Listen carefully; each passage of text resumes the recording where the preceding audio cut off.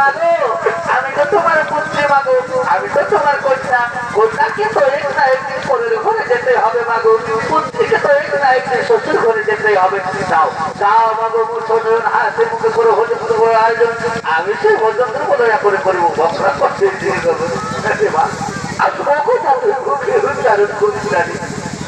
তুই আমাদের কন্যা বলেই তো আমরা সাদা হাতে দিতে পারবো, তুই আমাদের পুত্রী বলেই তো আমরা ভগবানের কাছে দিবি।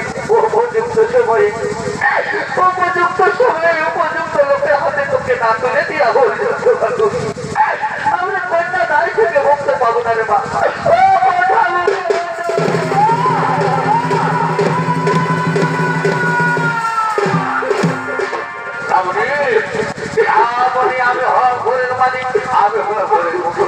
আমি জীবিত থাকতে কারো চোখের হৃদয় সহ্য করতে পারি না ব্রহ্মণী।